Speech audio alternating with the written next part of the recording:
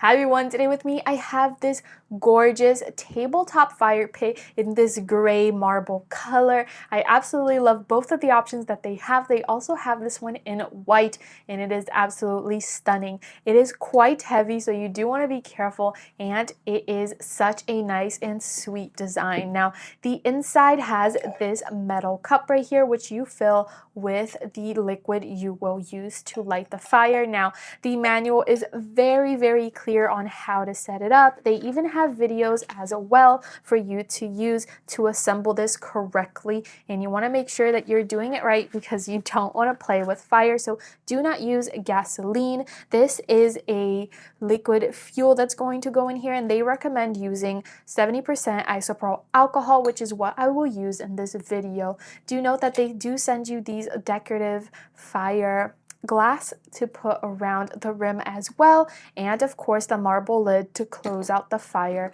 and keep everything together. And you're also going to receive a silicone mat so you can place that underneath so it won't move around. I absolutely adore this product, and I couldn't wait to light it up. When I finally did, it looked incredible. I definitely recommend you guys to check this out. It is so beautiful, especially at night to keep yourself warm or to toast a marshmallow or two.